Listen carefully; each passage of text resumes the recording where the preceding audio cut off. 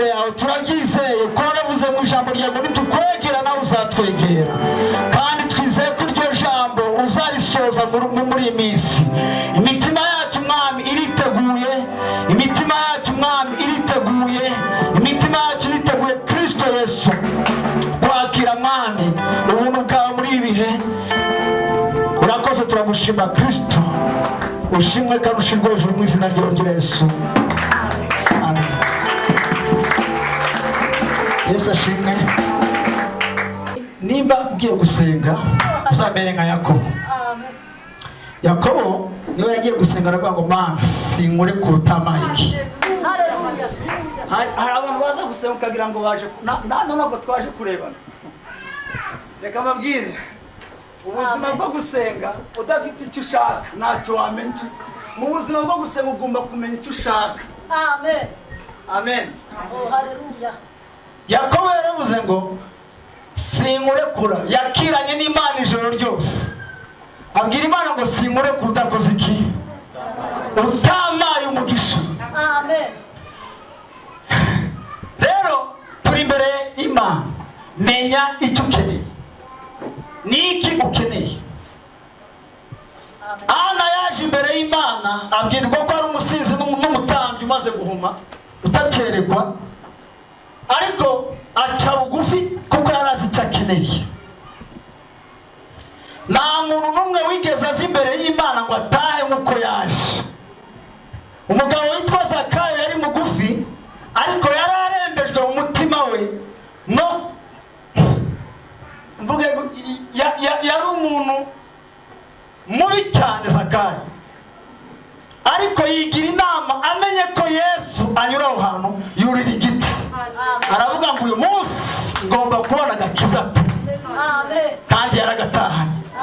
Ushobora kuza, dushobora kuba turi muri aya masengesho, iminsi 7 hakagira umuntu umwe gusa utahana igitangaza. Kubera iki? Niwe uzi ikintu akeneye. Mu bintu uzi biza gukoreka muri aya masengesho abantu baraza guhabwa imbaraga. Rero muri aya masengesho niwemere gutaha nk'uko waje. Oya, hari ibintu byinshi dukeneye kugira ngo dufashe iki gihugu. Yesu ashimwe. Bibiliya iravuga ngo Eliya yari umuntu umeze nk'abandi. Eliya yari umuntu umeze nk'andi. Yari umuntu urya nkawe, unywa nkawe, ngo ariko arasenga imvura irahagarara. Yesu ashimwe. No guhanura kwizera igiye kuba, nanjye ndahanura ko Imana igiye gutanga ibiryo. Kubera iki mfite icyo ngomba guhagarara hano. Ko gushusha intebe, uri umukristo wo kwaka umuriro ukawaka no hanze. Ni igihe cyo kuza mu nzu y'Imana ugakora iki? Ukavuga ngo nanjye ngiye kubaka ubwami bw'Imana. Yesu ashimwe. Yesu ashimwe. Nta kibazo mu bantu bemeye kwangwa, niteguye no kwangwa cyane ni Isirayeli. Ariko sivuze ko abantu kwangwa ni byiza iyo wangiwe kubera Yesu. Ntukangwe gusa kubera imirimo mibi urimo gukora, kwanga kubera Kristo ntacyo bitwaye. Kuko Yesu yaravuze ngo niba barankuze namwe bazabakunda, ariko niba baranyanze namwe bazakora iki? Bazabanga. Rero narimo ndavuga kuri icyo kintu cyo kugira ikintu ukeneye. Amen. Nehemiya ahaguruka ajya kubaka inkike. Tugiye kubaka inkike. Yarabagiye ngo muhaguruke twubake inkike, ariko twitwaje n'iki? N'intwaro. Bivuga ngo kuko nimba duhagurutse nimutegure ko tugiye guhaguruka twubake mu mahoro. Tugiye kubaka ariko twitegure no gukora iki? No kurwana. Kandi nta muntu urwana isi y'umwuka ntabwo irwana gutya tu. Birasaba kuyigira mu mwuka. Imana rero ibagirire neza. Kugira ikintu ukeneye ku Mana imbere y'Imana mu masengesho ni cy'ingenzi cyane.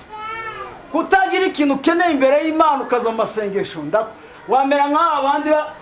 Hari umudamu umwe wari urwaye kuva amaraso imyaka 12. Muri Bibiliya abasoma Bibiliya ngira ngo mujya mwisomera nkuru. Uyo mudamu yumvishe ko Yesu acaho ngaho ngo bimera gute? Ngo aravuga ngo aribwira ati jewe igihe maze ahangaha gikoze iki? Kirahagije.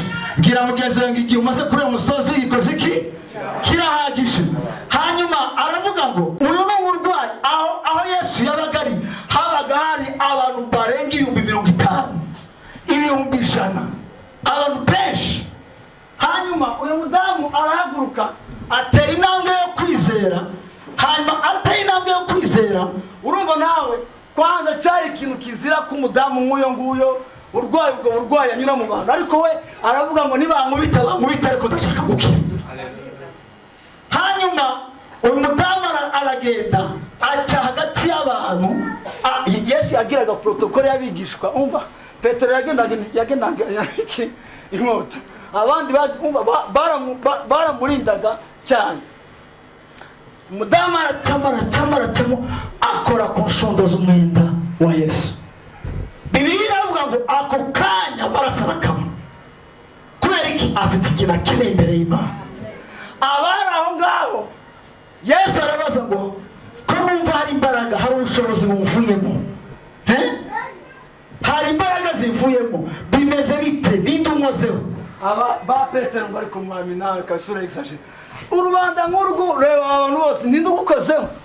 Yesu aravuga ngo hari umuntu unkozeho, hari umuntu unkoze, hari umuntu wari ufite ikintu akeneye, hari umuntu waje nubwo muri hano mungana gutya, hari umuntu ufite ikintu ameze akoze iki akeneye. Gira ikintu ukeneye, gira ikintu ushaka muri aya masengesho, gira ikintu ushaka mu mutima wawe, niwemere kuva muri aya masengesho nk'uko waje no